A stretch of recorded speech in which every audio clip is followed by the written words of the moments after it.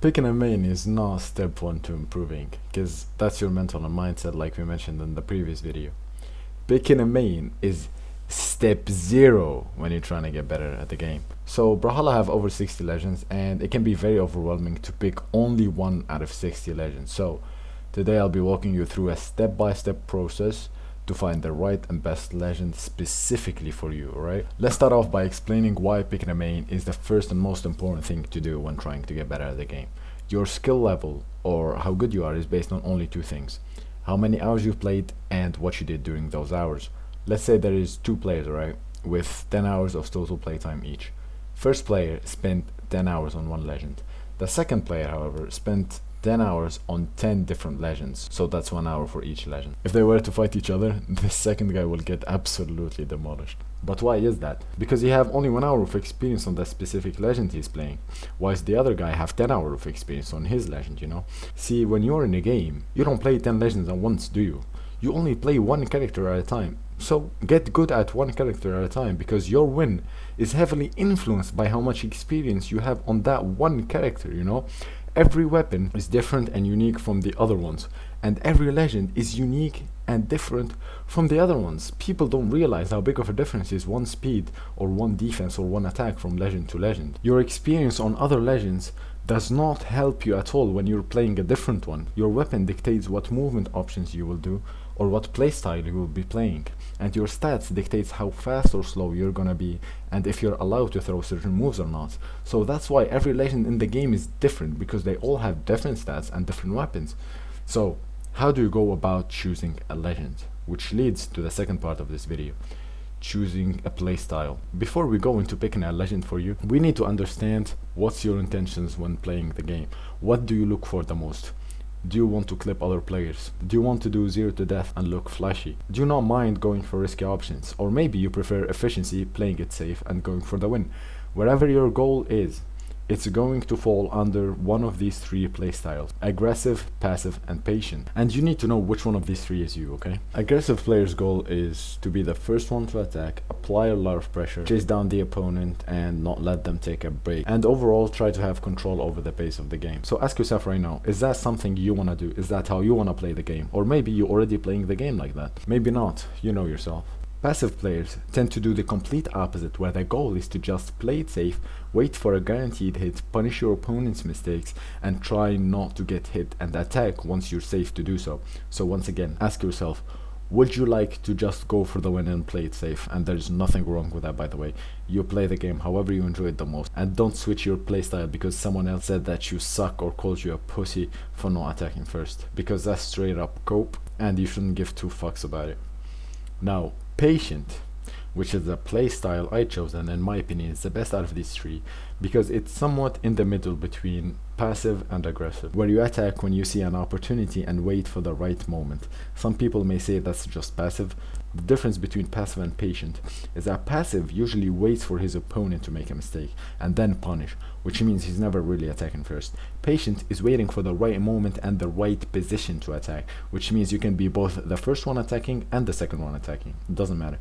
So it's balanced, and the chance of you getting hit is not as high as aggressive players, since you're not always the one attacking, and the chance of your opponent controlling the pace of the game isn't as high as a passive player, because you can be the one attacking as well. In my opinion, this is the best way to play the game, and I used to be aggressive, but I switched because I got to a point in Elo where being aggressive doesn't really work for me, especially because of how my weapon is designed. It's not really made to be aggressive, you know. Passive players can go high in Elo, honestly, but not as high as a patient player, because they count on their opponent missing, which means if the opponent doesn't miss, they're basically fucked. So you maybe see these three playstyles and don't know which one exactly is you, because you just play the game and don't think much when you move or attack, okay? That's completely fine. In that case, watch a replay of one of your games and see which one of these three you're close to, okay? If you still can't tell which one of these is your playstyle, try picking one right now and go in a future game with the goal of playing like I just explained. Alright, Third section is choosing a weapon. So once you know what playstyle you want or what's the things you'd like to go for in game, it's time to pick the right weapon for you, because you could be maining the wrong weapon for your playstyle or for your goals, you know. And that's exactly what happened. I used to want to be flashy and hit cool shit with the scythe when I started playing, but with time I realized I prioritize efficiency and actually winning the game over going for cool stuff. So I dropped Nyx, I dropped Diana, I dropped Yumiko and Cross strictly for this reason, and ended up picking Barraza. You know, he's not as flashy or as cool as the other ones I just mentioned, but hey, guess what? At least I win more now, which is what I actually want, you know. So here are the different categories for weapons. String weapons. They allow you to hit very cool stuff, but with the cost of you reading your opponent and knowing exactly where they're going to be and what they're going to do. Katars, scythe, cannon, greatsword, gauntlets, battery boots, and blasters. Fast and close range aggressive weapons allow you to apply a lot of pressure on your opponent and chase them down. Stay close to them without letting them take a break.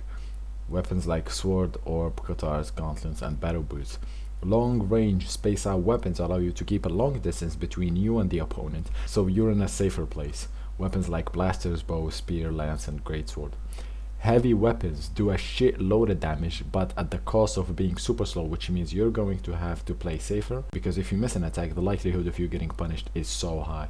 Weapons like axe, hammer, lance, and spear. And the reason to why these legends on the screen are so good and the most popular at the same time is because their weapons fall into the same categories, which mean you have similar goals with both weapons, which makes your life so much easier when playing the game.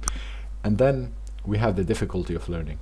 By the way, difficulty of learning and difficulty of playing are completely two separate things. You can have a weapon that is easy to learn but hard to play, and it can also be the other way around, where the weapon is easy to play but it was somewhat difficult to learn at first, you know. So this board will show off the difficulty score of every weapon out of 10, and this is not like 100% true, this is my honest opinion, and I honestly believe they're like pretty accurate in my opinion. I don't know if you think something else, please correct me in the comments.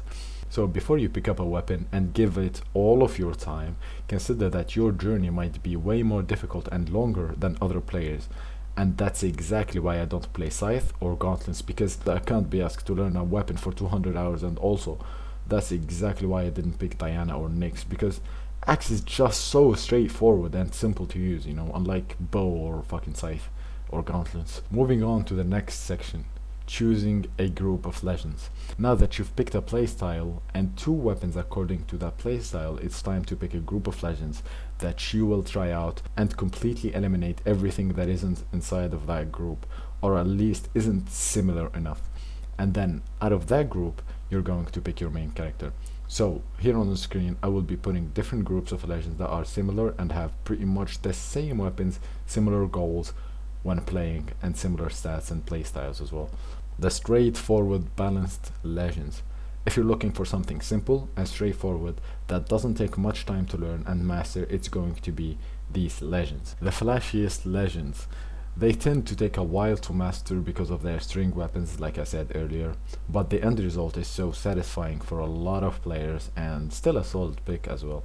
Heavy legends. They're a bit slow because they either have slow stats or slow weapons, or sometimes both, but once you hit your opponent, they are red with a couple of attacks. Close range, high pressure legends.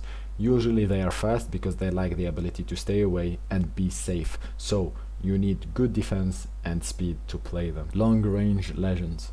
They give you the ability to stay away, be safe while hitting your opponent at the same time. Tanky legends. They take a while to die and give you extra time to stay on the field and have a second chance to live. More like 10 chances to be honest, but at the cost of being slow of course. Weak legends. They are so fragile and die super fast because they lack defense, but the high speed and attack can make up for it.